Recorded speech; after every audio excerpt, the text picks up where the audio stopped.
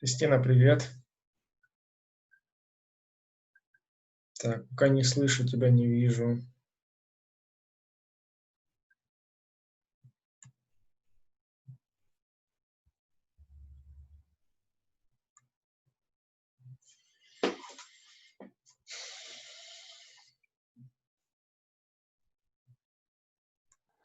Oh, hi, Jan. Hi. Hi, hello, Christina. Thank you for inviting, Oh, for attending. so Christina, will you start? Oh, I'm sorry. I'm sorry. I'm sorry. Hi, hello, everyone. It's great to see you again. This the fourth, I think, yeah, the fourth webinar in our joint initiative in the framework of Creative Spark. I think it is the fifth. The fifth. Yeah. It's our how to say anniversary, no? Yeah. Jubilee, yeah. fifth webinar. Yeah. Wow. So it's it's great. I think I have no words to say how I like our Kharkiv marathon.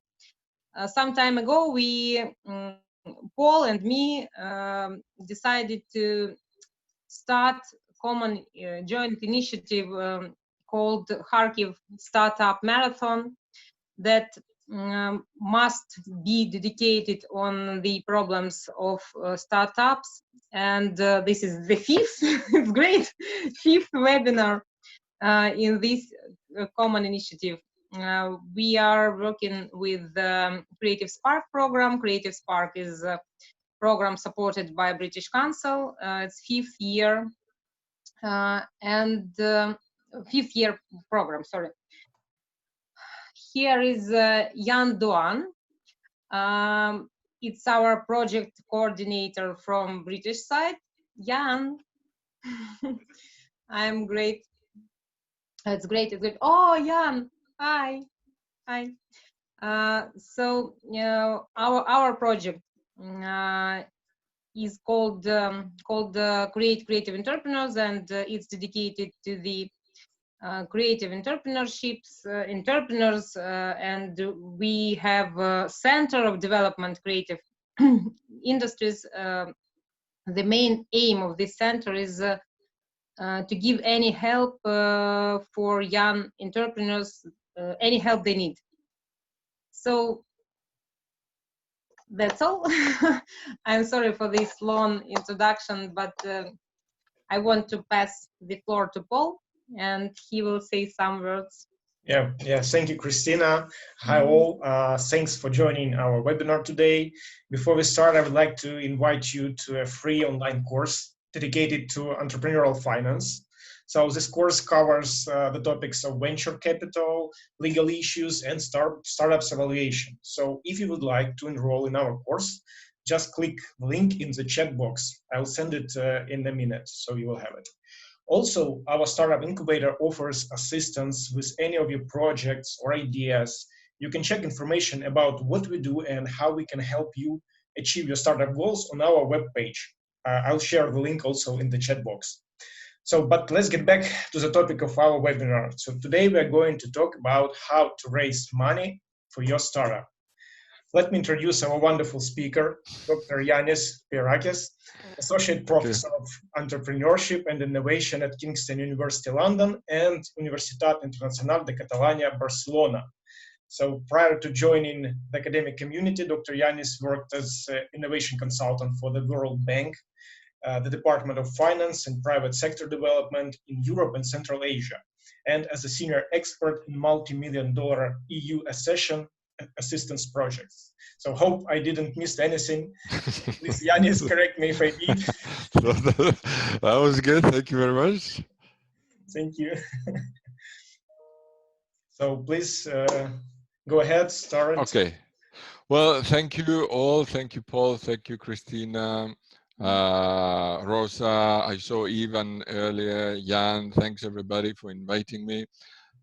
So how we're going to do this. So first I'm going to talk to you about what are the options if you have a startup and you want to raise money. So what are your options outside the bank? I mean, if you can get a loan from the bank, yeah, go for it. But not everybody can get a loan because probably you don't have collaterals and the bank will ask you for some collateral. So what are your other options? So briefly, I will talk you through what venture capital is and what business angel is, and I'll spend a little bit more time then to talk about crowdfunding and what are the different types of crowdfunding and your options. But the main focus of today's presentation will be on initial coin offering.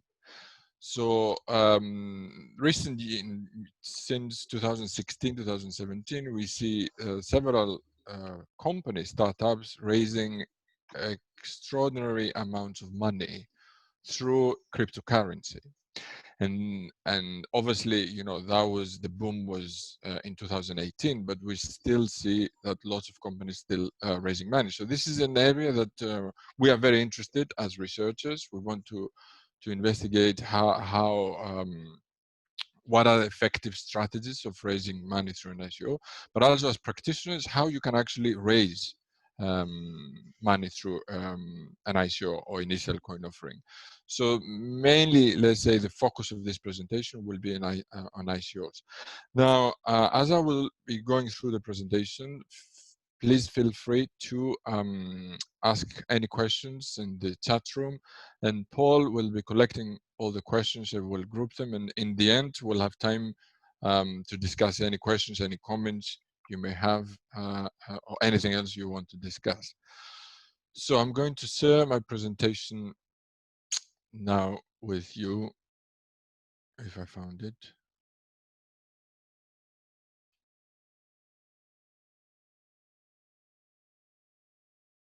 Okay.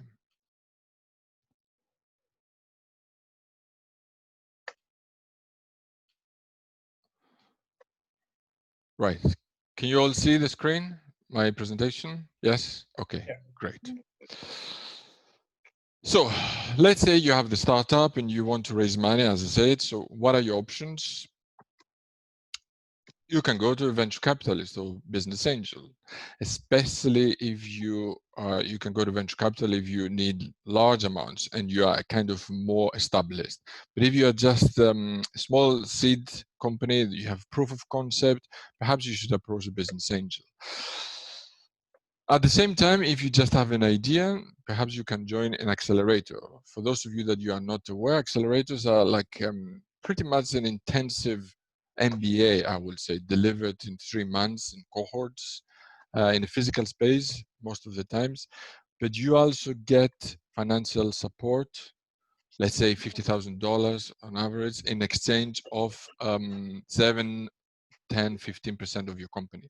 Really depends on the accelerators. So the most famous ones in the world are Y Combinator, Techstar, and here in Britain we have Springboard, Sidcam. This is also worth investigating because really you have nothing to lose here apart from some small portion of your company. And then of course we have crowdfunding, and we're going to spend time today, as I said, looking mainly at Kickstarter and Crowdcube. And finally, the new let's say instrument, financial instrument, which is initial coin offering, and some variations of this term, like security token offerings. So how does the venture capital market industry work? So the important thing to remember is if you are looking for venture capital money, you need to be an established company already. So if you just have an idea, don't even bother approaching venture capitalists. They want you to be an established company, hopefully have some revenue, not always, but I will say about 50% of the cases, they want to see some revenue. So who are these guys? So the venture capitalist is a bunch of very smart people that they go and raise money from what we call limited partners, like pension funds, insurance companies, etc., etc. So they raise lots of money from there and they invest them into innovative companies. So once they identify these innovative companies like Google, PayPal, Amazon, etc., etc., they help them grow faster and further, and then they sell them. Once they sell them, they share the profit with the limited partners. So this is pretty much how it works. So the key point here is to remember that venture capitalists have lots of money, but it's not their own money, it's somebody else's money. And what they want from you is to grow really fast and really big. They are not interested in modest returns. So you need to be aware that they will ask a lot from you if you decide to go through a venture capitalist. Obviously, this industry, it works. All these companies that you can see in your screen, and I'm sure you are familiar with most of them, they have received venture capital or business angel money at some point in the past. So what do we see here? We see a lot of companies that have huge valuations, but they're very new companies. Okay, why this was possible? Because they received a lot of money upfront from venture capitalists. So they were able to scale very quickly. They spent lots of money in marketing as well, and they wouldn't have been able to do that organically by using their own savings. Business angels is pretty similar. The only difference is that they use their own money. So business angels are kind of wealthy individuals that they have knowledge in the industry they invest in, and they typically invest at a very early stage, so before venture capitalists, which means that the valuation of the company is smaller, so they get a better deal, than the venture capitalist. And like the venture capitalist, they provide hands-on support. So the important thing here to remember is for both venture capitalists and business angel is not just money. Money is only one part of the deal, but for some, the most important thing is the hands-on support that startups receive.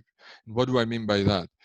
So a venture capitalist or a business angel will help your startup to identify your weakness, will help you to put together a proper business model, improve your business model, improve your strategy. It will introduce you to potential partners, customers, clients, other investors if you need more money.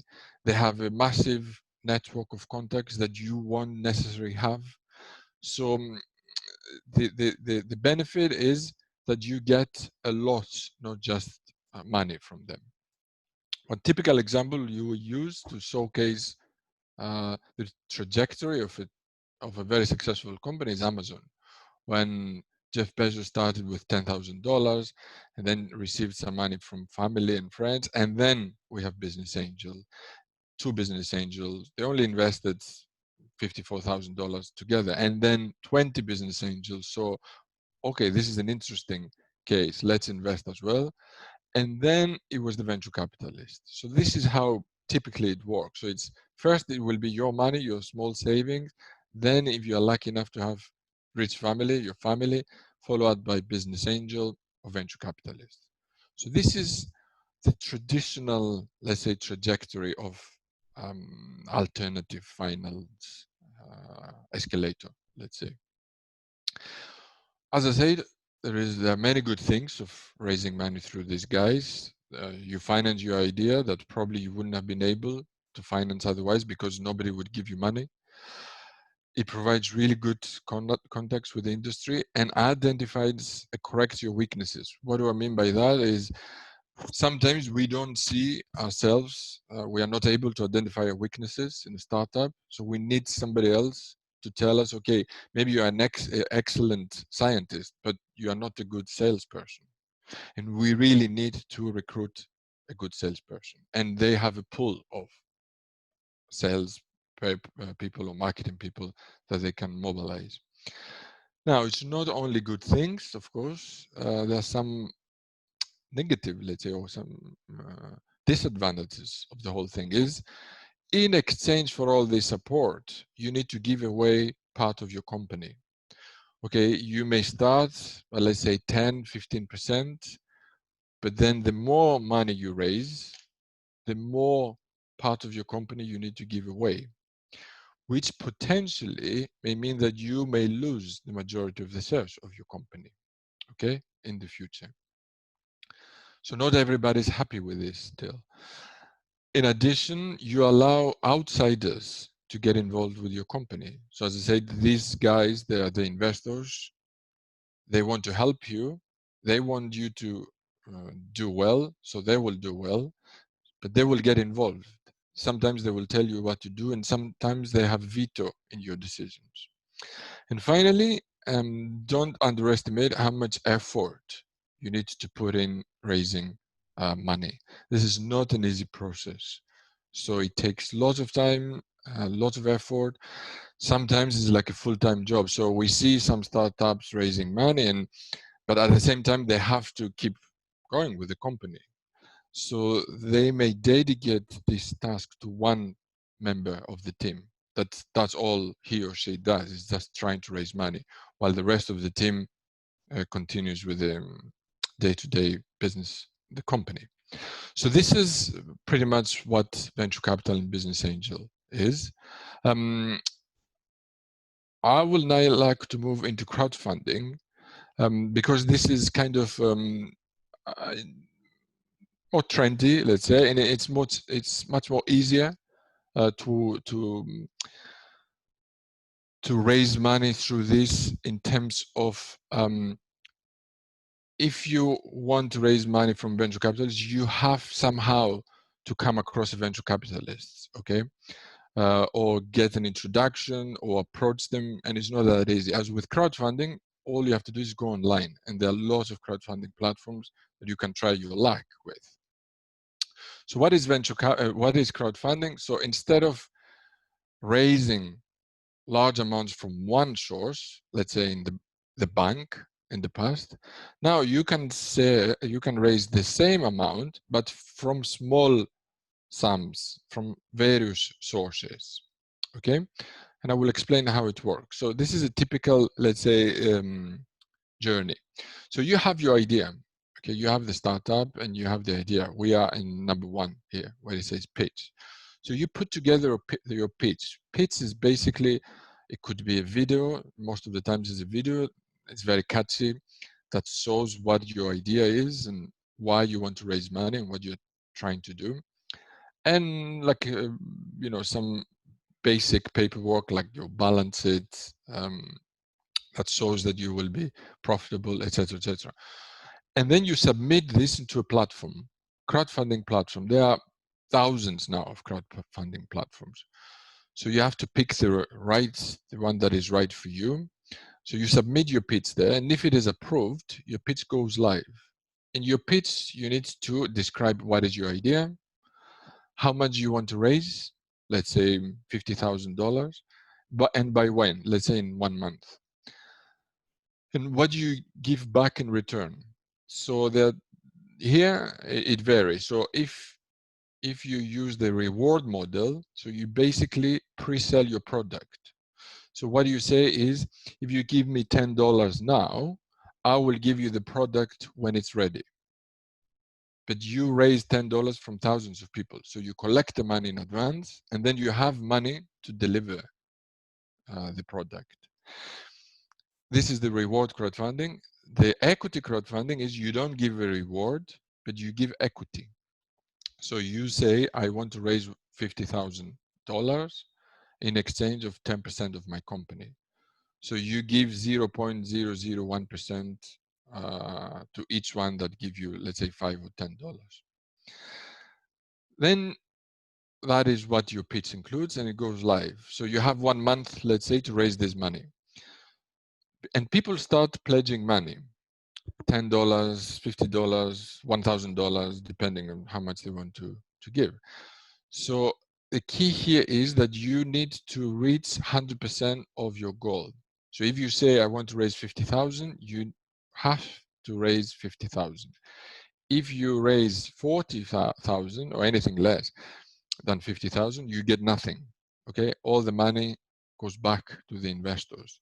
And the thinking behind this is that if you don't raise 50,000, you will not be able to deliver what you promised you will deliver, because you will be missing some money.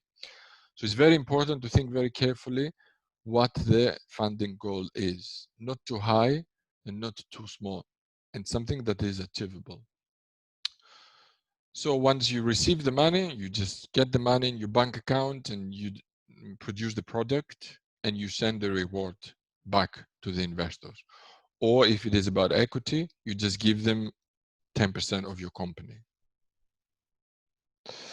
So the most famous of these platforms is Kickstarter. And Kickstarter, I would encourage you, if you are new into this industry, is to experiment with Kickstarter because first of all, it has about 40,000, well, in this case, it was 35,000 projects. So it's 4,000 projects, okay?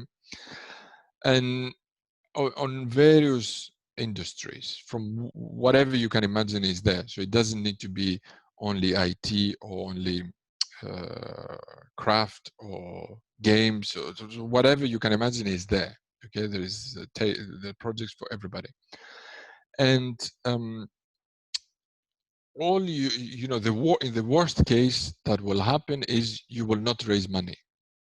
So hopefully you will raise money, okay? But there is no damage. Even if you don't raise money, the only danger is that somebody may like your idea and steal your idea. And this is obviously the case everywhere, not just in Kickstarter, okay? But apart from that, it's not about giving equity, it's about pre-selling your product. So you really it's kind of a safe, let's say, platform to start experimenting. And then you can move into more advanced crowdfunding platforms like Crowdcube. Crowdcube basically is a crowdfunding platform, but see it as a venture capital platform or a platform for business angels. So people here give money in exchange of equity. So the companies that are here on Crowdcube, they sell basically part of the company, 10% or 15%. In exchange of money. It is a very interesting model. It's not legal in all countries, so you need to investigate whether that is possible in Ukraine. But it is very interesting, and we see that a lot of business angels now invest through this platform, through this Crowdcube. The problem with this model is the valuation, and this is the key criticism, the valuation of the company. Because the valuation of the company in the case of venture capital and business angels is really agreed or is negotiated. But really it's the venture capitalists at the end that they decide what is the value of your company. In this platform, in crowdfunding platform, it is the company that decides the valuation. And unfortunately, entrepreneurs quite often overestimate the value of the company. And then when the investors look at the value, they may not like it. So you may not raise money if the valuation is not right. So if you decide to go down this road, Crowdcube is a good idea to discuss the valuation with the platform.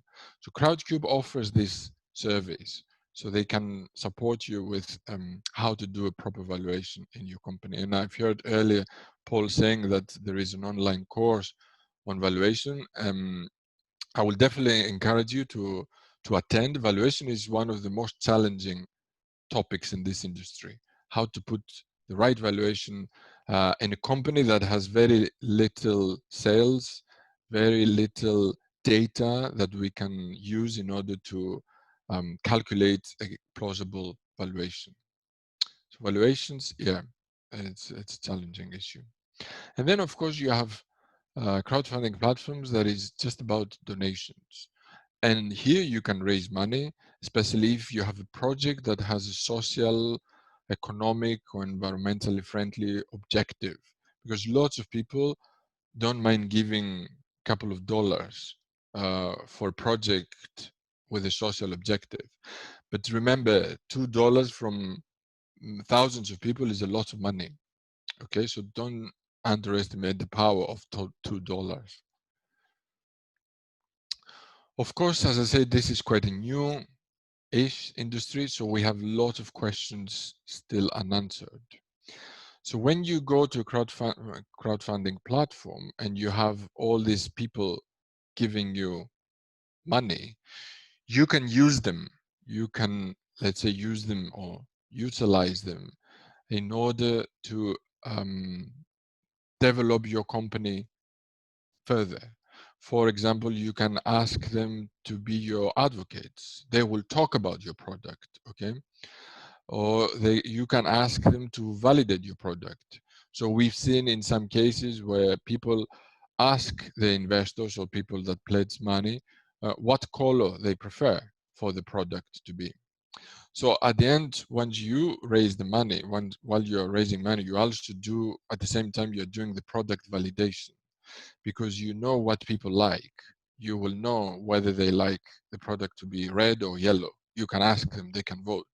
So there are various ways you can harness this crowd. It's not only money.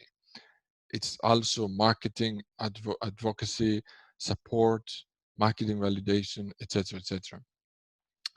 However, there is another issue here. We don't know yet how the venture capitalists see companies that raise money through equity crowdfunding platforms. Because imagine if you raise money through an equity crowdfunding platform, you will have maybe 1,000 shareholders. So, okay, you can deal with this because it's all automatized and you don't give them voting rights, okay? But some venture capital funds say, I will not touch a company that raised money through an equity crowdfunding because I don't want to deal with all this, and because the valuation was much better at that time. But some other venture capital funds, they see this positively, because that means that the company proved itself that there is a value in the product because they raised money from the crowd. That means the crowd likes this product.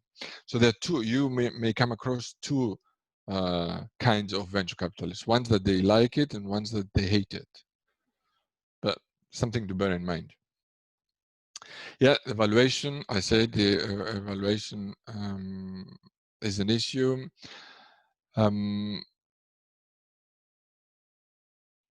And the important thing here is we had very few exits through crowdfunding platforms or of companies that raise money through crowdfunding platforms.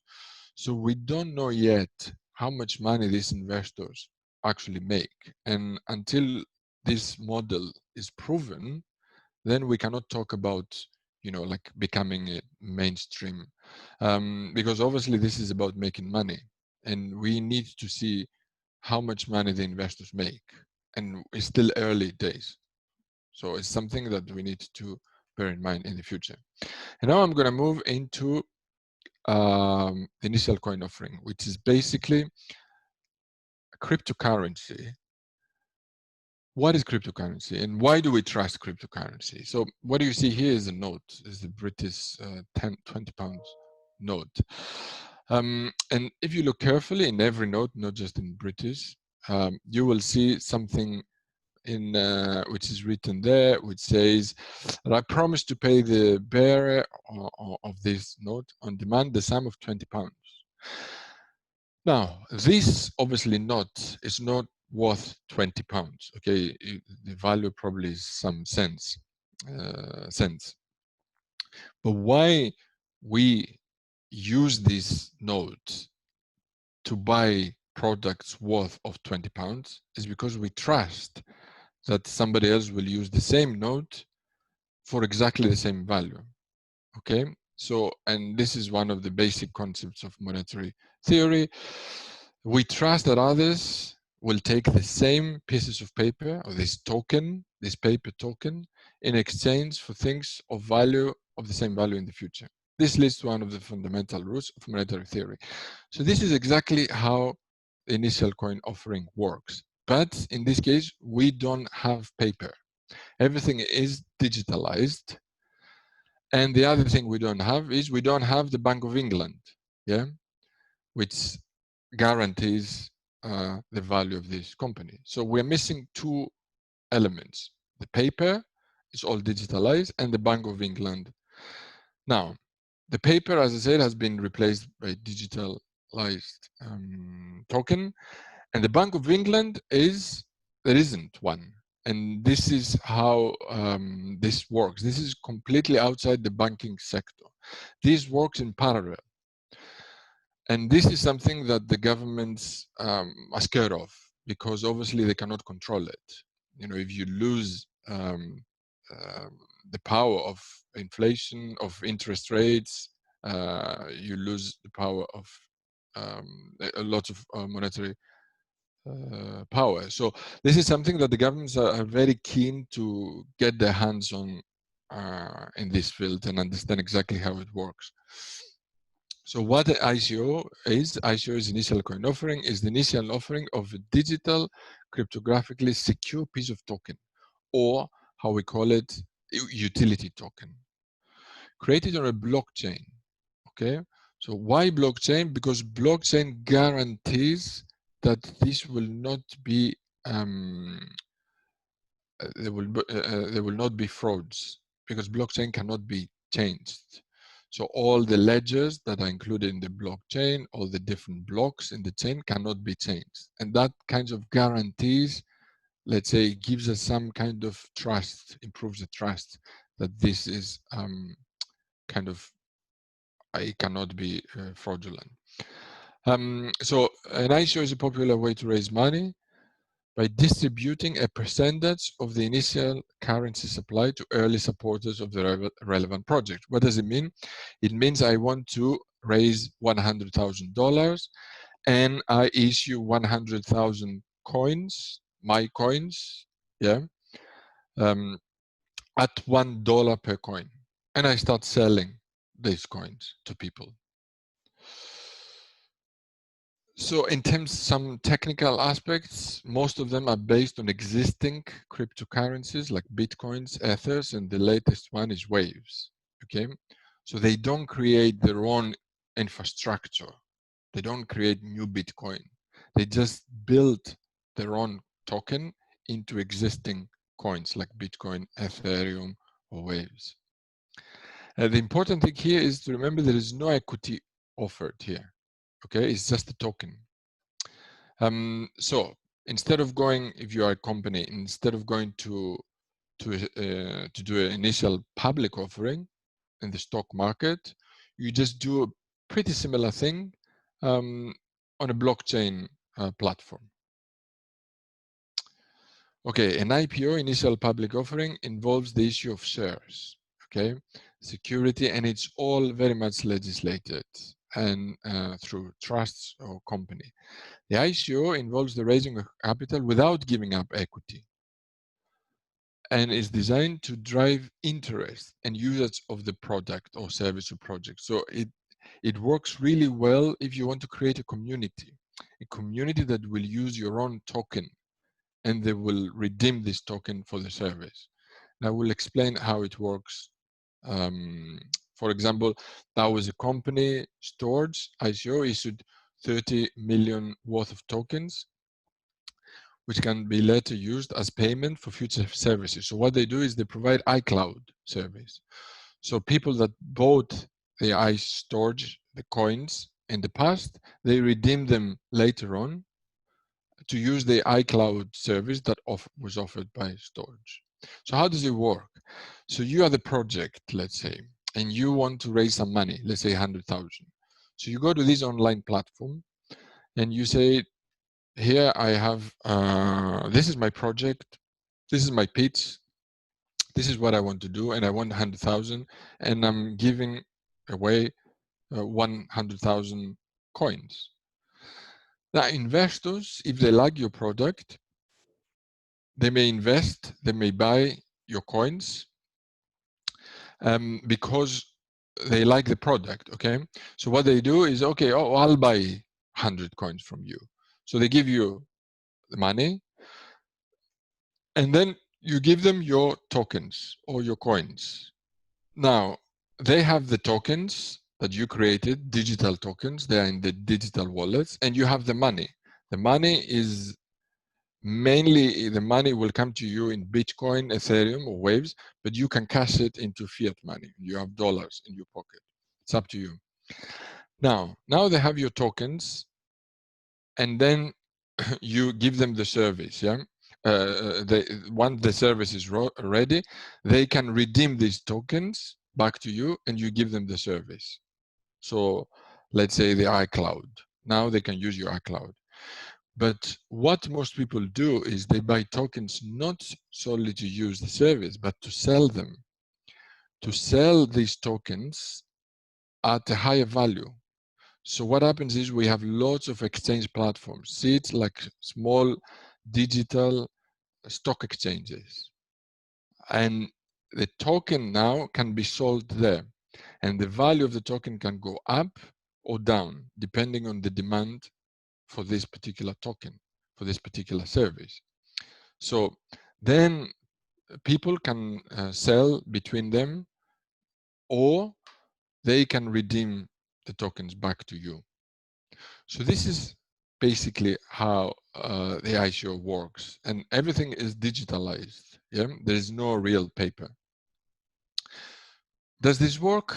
Yes, it used to work really well. So for example, you can see in 2017, the top 30 ICOs in the world, with Tezos raised $329 million, Status Network 275, Filecoin 200 million, Bancor, etc., etc. Now, bear in mind that most of these companies were not established companies, okay? Most of these companies were just ideas, startups. They just had what they call the white paper, which is basically the business plan and a video. But indeed, they managed to raise these crazy amounts. And in 2018, we saw some remarkable raises, like EOS raised $4 billion. They want to create, they did create a new coin. Telegram, that you all use, it's raised 1.7 billion through ICOs. Petro is the Venezuelan cryptocurrency that you may have heard that they issued their own coin. And then at the back, you can see some crazy returns, and we saw some crazy daily raises of thousands, 1,000% of interest. And then what I said earlier, this is an article from CNBC, a blockchain startup just raised 4 billion without a live product. So when Block.one had came out and raised the money, the 4 billion, they had nothing, just the idea. But they did manage to raise 4 billion. And the good thing is that they were smart enough and they cast everything into fiat money. So they still have $4 billion, or at that time anyway, in the bank account. Now, what's the latest trends? As I said earlier, the boom was in 2018, where around 13 billion dollars was raised. And then that went down last year. For various reasons, because first of all, these amounts were crazy, so it was not possible for the industry to keep, to maintain this kind of valuations and this kind of fundraising. It was just a very good timing. It was in 2018, if you remember, was when all the cryptocurrency was going up. That Bitcoin was $20,000, Ethereum was $1,000, so it was like everybody was investing. Okay, now last year we saw about 3 billion, and we still see.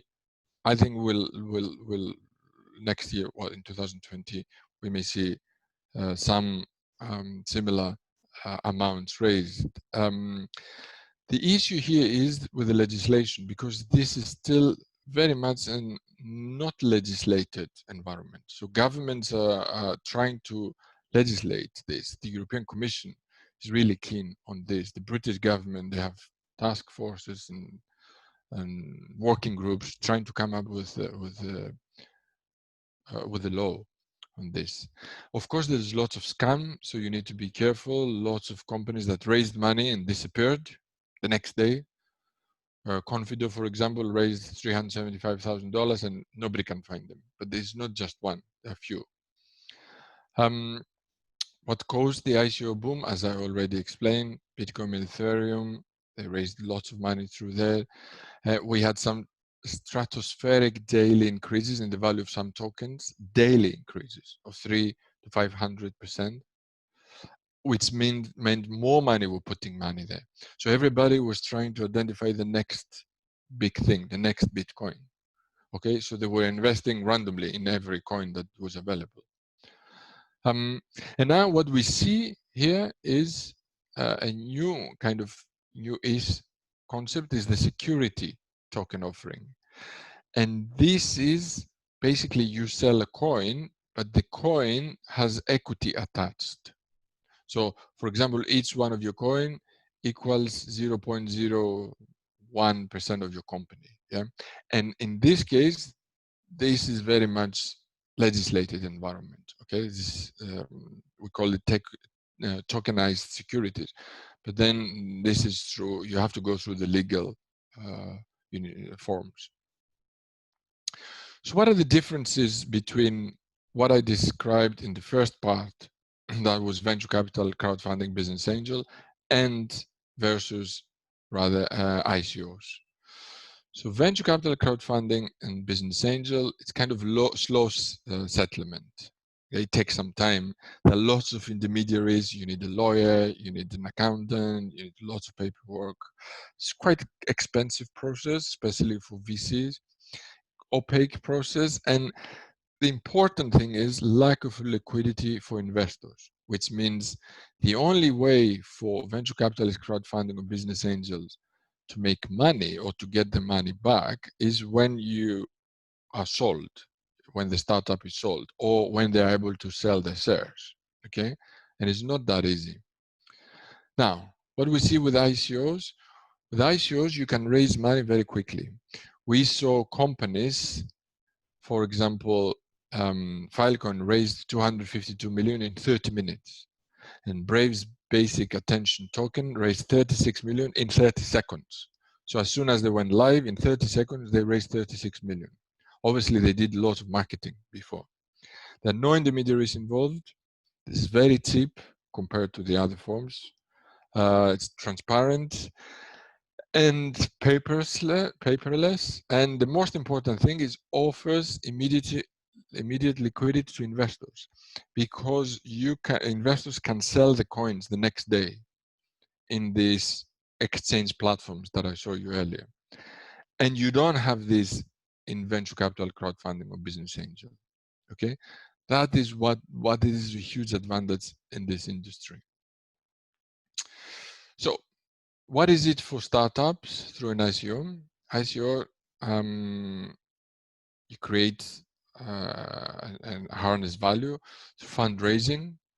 You raise money through the platform. You do the due diligence mainly through Medium, because lots of these ICO put their ideas into a Medium platform, and they receive feedback and likes or dislikes, etc., etc.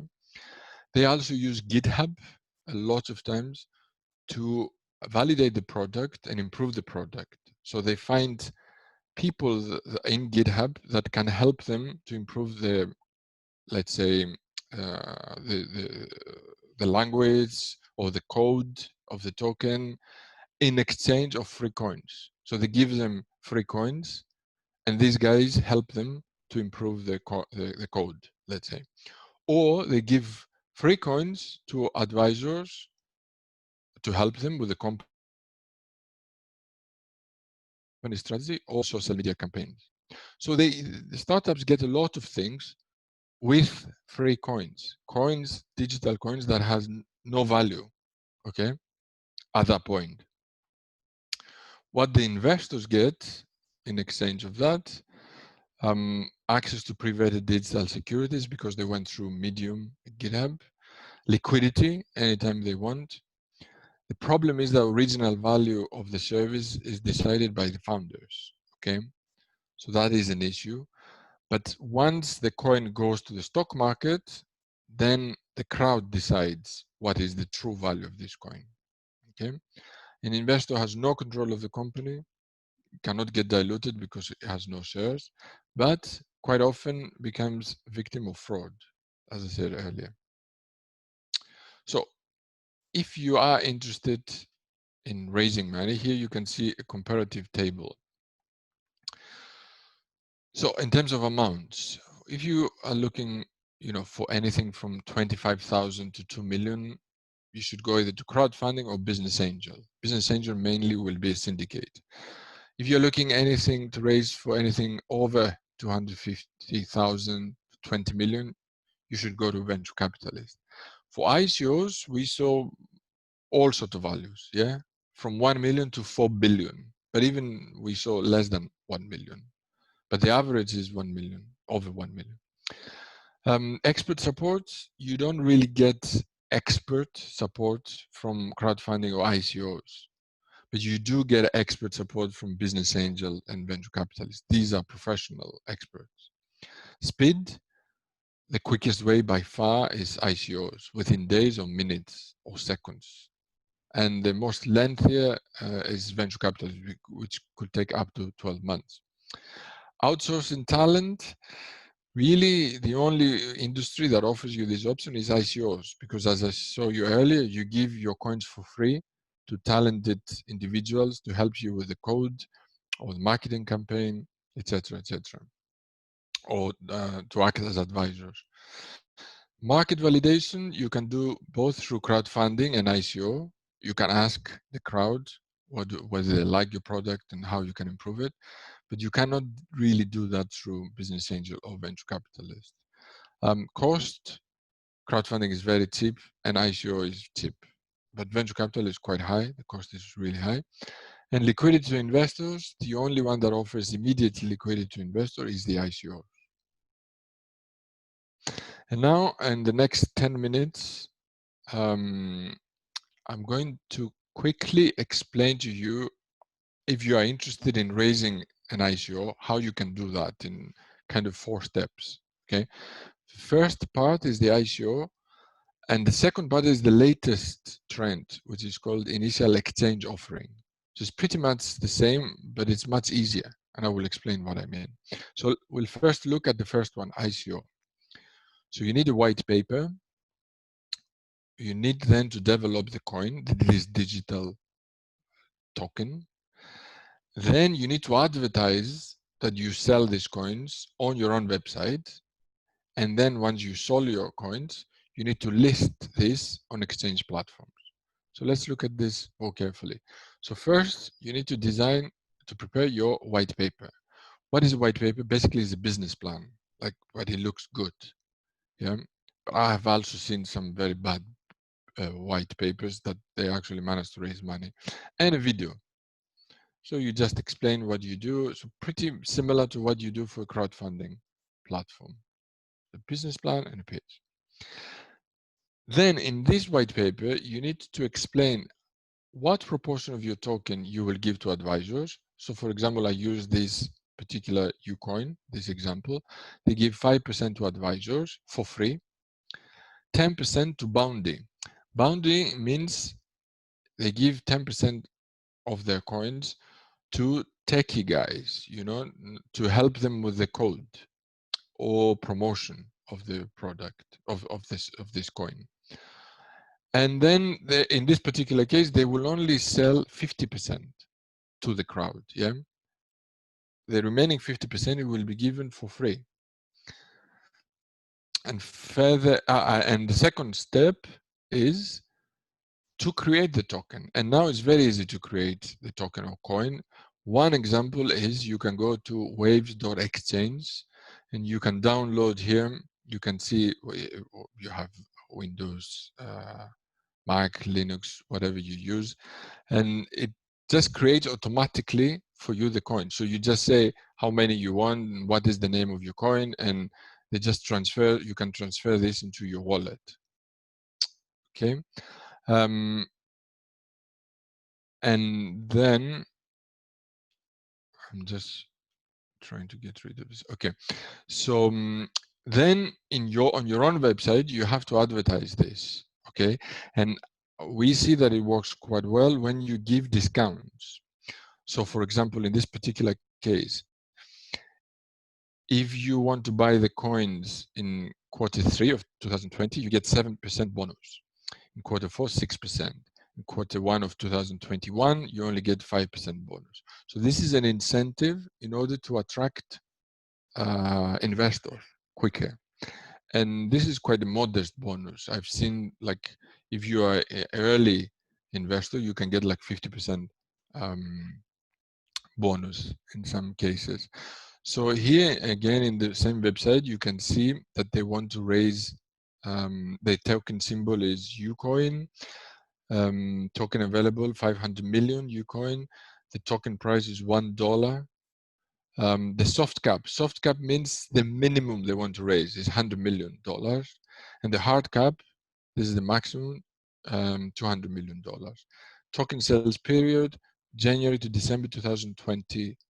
So you can invest now. Accepted currencies, you can, in this case, you can use fiat, Bitcoin, or Ethereum. And then the fourth step is, once you sold your coins, you have to list it into these exchange platforms. So I just put here Yobit or HIT, BTC, and there are a few of them. But these are the big ones. They have like thousands of coins. And then you allow, in this case, other people to buy your coins. And this is like the value of your coin then is based on demand of this coin. So the more demand for this coin, the higher the value will be. So this is the ICO. But what we saw lately is what we call initial exchange offering. But basically, there are companies now that they do everything for you. For example, Hobby, Binance, OK, Lampstart, Bitmax, Landspot, etc., etc. So you don't need to do anything in your website. They do everything. They do the marketing for you. They issue press releases. They do all the dealing with the exchange platforms, etc., etc. So, for example, in this case, in Hobby, you can just, if you look at the bottom, it says apply to list. So you just apply this, and also they do the know your customer checks for you. So that saves lots of effort for you. And of course, you have to give them some of your coins. That's how it works. Another interesting website you can have a look is CoinMarketPlus, and it has all the, as you can see, ICOs, initial coin offering, security tokens, and the latest IEOs. So if you click here, you can see all the companies that currently raise money, and you can invest if you want, if you're interested in this. So current state, so we see that, okay, obviously this is a new industry. So original amount raised from ICO in 2018 are now worth much less. Why? Because, as I said, they were raised in Bitcoin and Ethereum, and those two collapsed, especially Ethereum. So now the value of these amounts that they raised is much less, unless they cashed it into dollars. Okay. So as a result, many ventures may not be able to deliver what they promised. Most tokens are now trading with significant loss. Okay, so this is not good sign for the industry. But of course, they were crazy.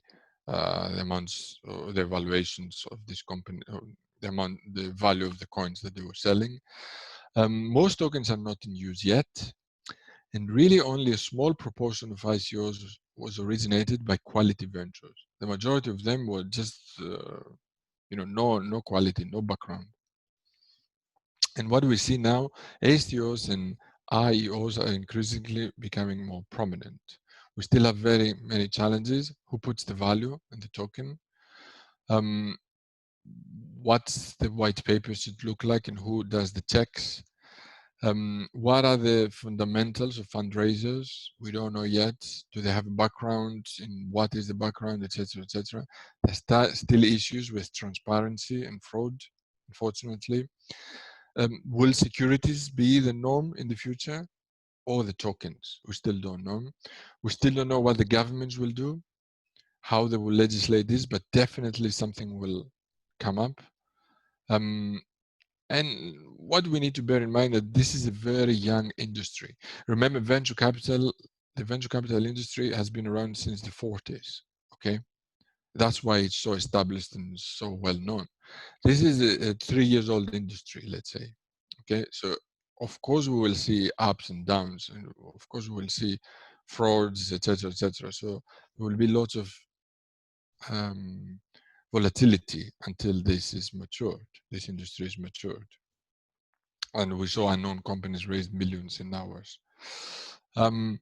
Very quickly, I want to show you, and I will finish with this, some of the research findings. This is a research we have been conducting at the business school in London, and we wanted to see whether it's a good thing to give coins for free. That was the key question.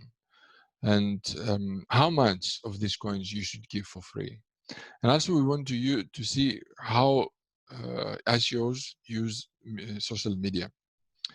So we had a sample of about 3,000 ICOs, 3,000 companies, and you can see 27% from the States, 12% United Kingdom, and then we had Singapore, Switzerland, Estonia, Russia, Canada, etc., etc.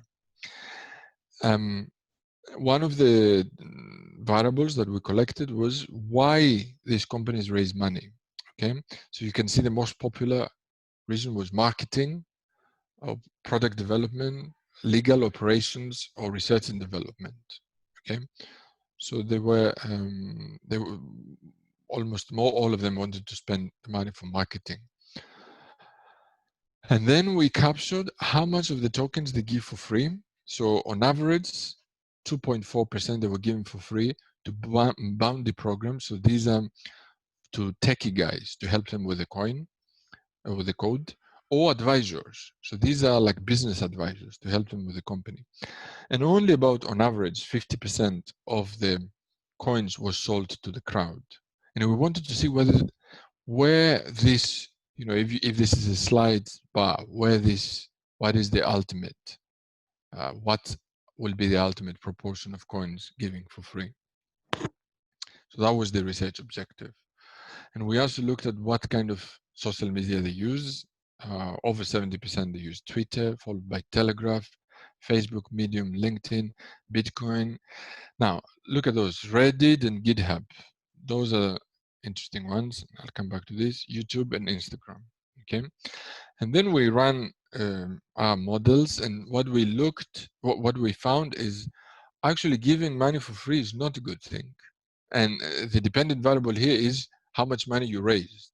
So basically what this tells you is if you give more than 2% of your coin for free to bounty programs, this is associated to failure, okay? So even, and this is becoming even worse if you give more than 4%.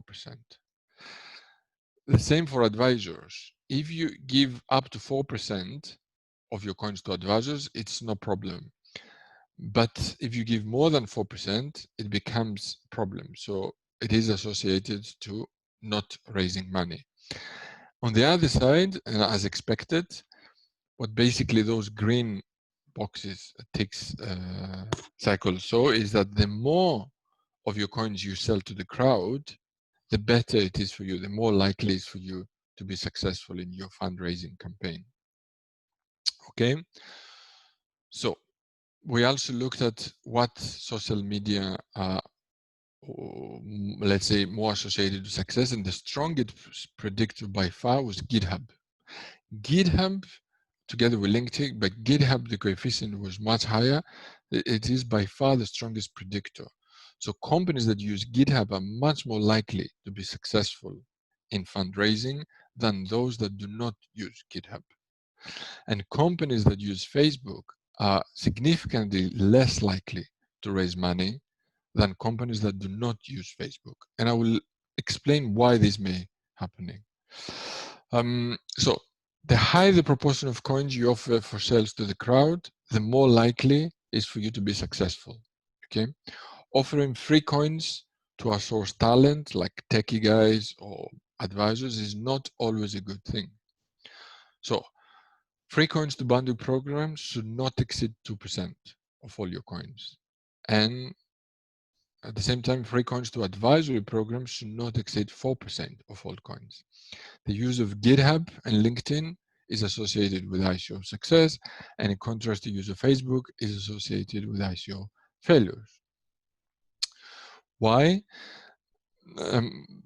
maybe they are investors. If you give lots of money away for free to bounty programs, maybe the investors see this negatively because they feel that you don't have internal expertise. Why would you give your coins for free to techie guys? That means that you don't have this expertise internally, and maybe that is that shows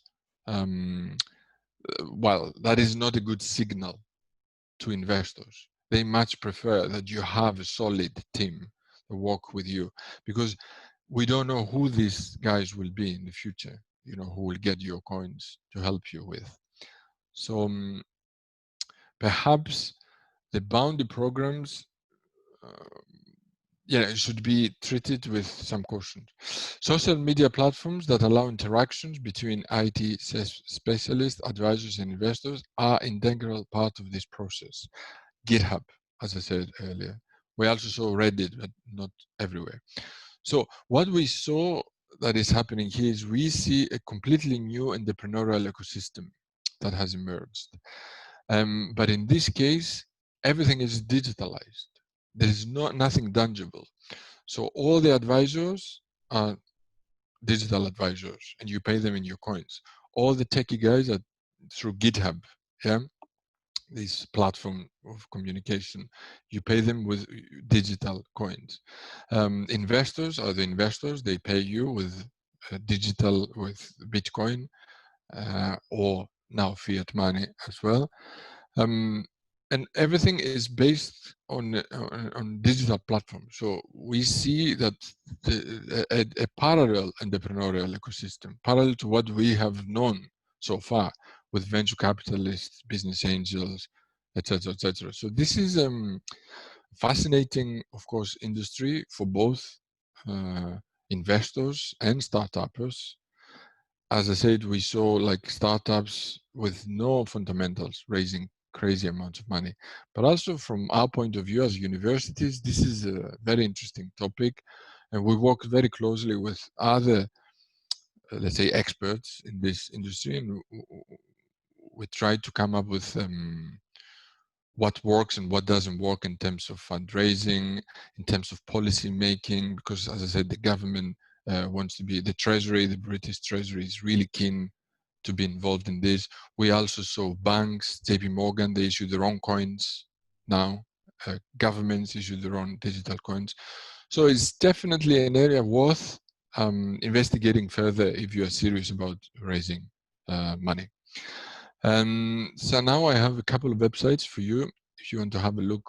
A very popular one, well, both of them, ICO Benz and CoinDesk. You can see lots of information about ICOs, exchange platforms, etc., etc.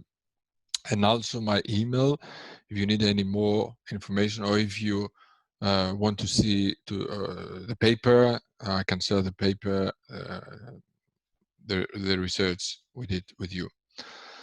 So that's it from my side. So I'll pass now the floor to Paul to see whether we have any questions. Thank you, Yannis. Yeah, that was a very interesting presentation. Thank you. So, guys, if you want to ask a question, you can just write it in the chat, or just turn on your mic and ask it directly. So please go ahead. I have a question for you, Paul. Paul, all these series of talks that we have had, that they are very interesting at a very high level. And for instance, this one, I will have a look at it again. Where can we find them? So most of the talks of the presentations videos we have on our website. So I have shared it in the chat. So if any one of you is interested in watching videos, you can check it on our website. Yeah, so. Okay, we'll include the website. Yeah, the link is in the chat. Yeah. And I have a question for Yannis. Go on, Rosa. Tell me. Thank you, Yannis. It's super interesting. Thank you. So you can issue your Rosa coin now, your Yeah, I own want coin. to be rich.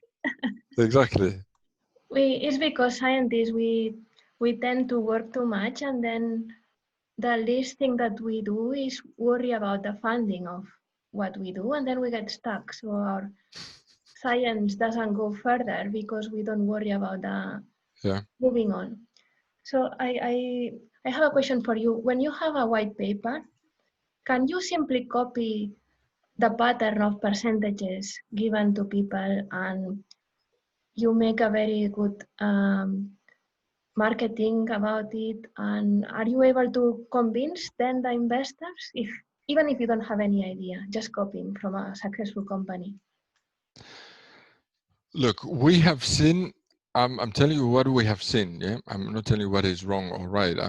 But we have seen white papers that they were copied and pasted from other white papers, both trying to raise money, and but translation really poorly put together white papers. So it is very difficult to make a judgment because I don't think so that investors really read the white papers. They were just, in 2018, they were just investing randomly, you know, hoping that this coin will do well. Now we see a much better quality of white papers. Okay, so the issue here is that somebody can steal your idea and present it as their idea. There is no control. Okay, so somebody can copy another white paper or an idea of another company that already exists, but nobody can check this. So especially when you do the ICO yourself, when you put the white paper on your website, there is no due diligence, there is no vetting, nobody checks what you're saying, whether it is true or not. Even if we have seen in the past fraudulent ICOs where they had created fake LinkedIn accounts. So although you thought that these people were real, all the accounts were fake and the links were fake, or you know, like they were not genuine. So there is a lot of risks involved here. But then what you could do is you patent your idea with proof of concept. Then you get a very good advice, a very good team to present it very well. And then there is a lot of money at stake. Yes, especially, Rosa, if you pitch it in a way that you create a community, because you're talking about science. So the best way for this to work is, let's say you want to create a community of interest. Okay, let's say they're interested in floods, or they're interested in whatever, one specific, and then they will buy your coin. You know what I mean? Because they want to feel part of this community. It also works really well with games, these coins, because they create communities around a particular game and they redeem this game, these tokens, etc., etc. So to answer your question, certainly you can recruit really good advisors if you give them coins for free, but they need to be convinced that it's a good idea that you have. You can patent if you are able to patent your idea. Yes, for sure. Okay, thank you very much. No worries. I'm sure there are more questions in the floor. Yeah, guys, do you have any other questions? No, okay, I have my own question. Go on, Paul, tell me. So, so what do you think? What will happen to ICOs in the nearest future? Okay, as I said, originally, first of all, we never expected this kind of crazy amounts that they raised, and then, as we saw now in 2018, there were 12, 13 billion, and now only 3 billion, or last year. So maybe because now of COVID, it will be even less, but I don't think so. This industry will disappear. Okay, I think this industry is here, and the reason I'm very confident is here to stay. The reason I'm very confident for this is because we see big venture capital funds investing in these companies one thing in these ICOs, through ICOs. So some ICOs, they do a pre-sale by invitation only. So they only invite top American venture capital funds to buy the coins at the beginning. Okay, let's say 20% of the coins, and then whatever is left to the crowd. And we also saw venture capital funds, instead of going to limited partners that I show you at the beginning, pension funds, insurance companies, etc., they issue their own coins. The venture capital funds now, they raise their own money through ICOs.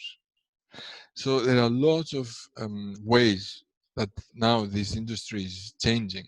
You know, it's like kind of integrating into this ICO.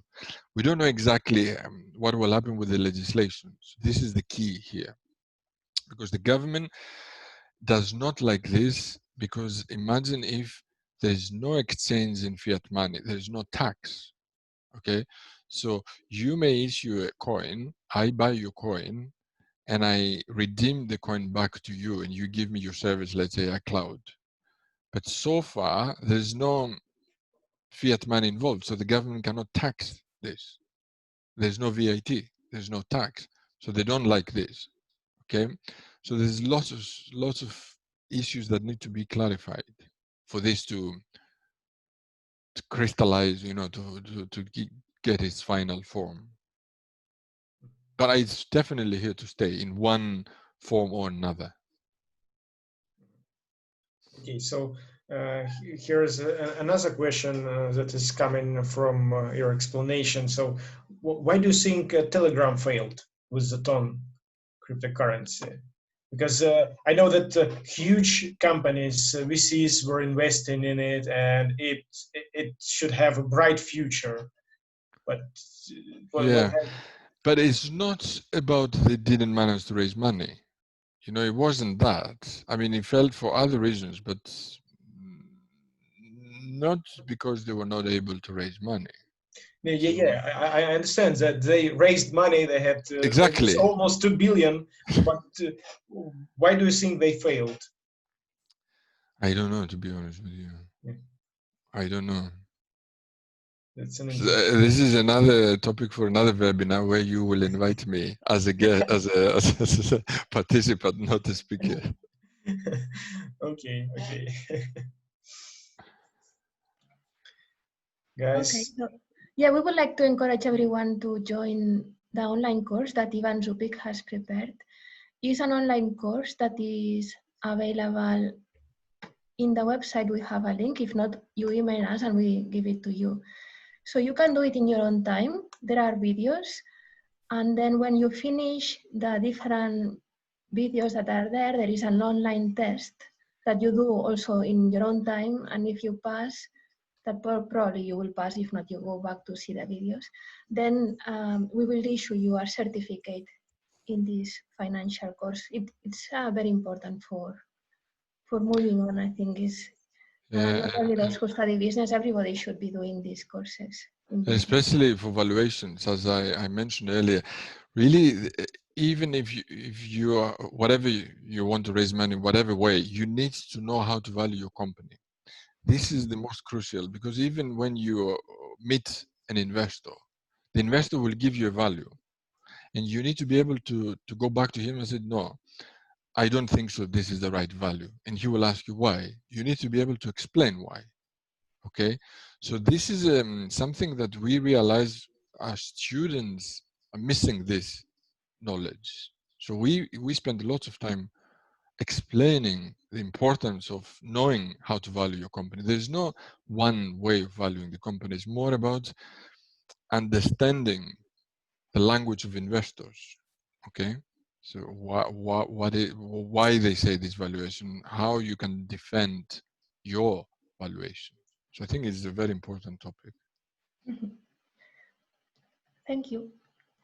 So thank you for your time. I have to say that Paul is in Ukraine, in Kharkiv. I'm in Brighton. Yannis is in Barcelona. Dimitri is in Kazakhstan, right? I can see many of you. Lubinda is in Valladolid, in Spain. Anna is in Coventry, UK, and maybe I see some of you, so we are all spread in Europe and Asia. So I'm very happy to see all of you here. Yeah, thank you guys. It was really nice to seeing you, everyone here. Thank you, Yannis. It was very interesting, extremely interesting presentation. Lots of new things. Yeah, thank you so much. So, guys, if you don't have any other questions, we are saying thanks and see you on our next webinar or our next offline event. So thank you so much. Thank you, guys. Thanks for everything, for the organization, for inviting me. You have my email, so anything, just drop me an email. Yeah. We'll be in touch. Thank you. Yeah. Bye, Thank guys. you very much. Bye-bye. Bye. Oh, Thank you. Bye, guys. Bye. And have good holidays. Yeah, everybody.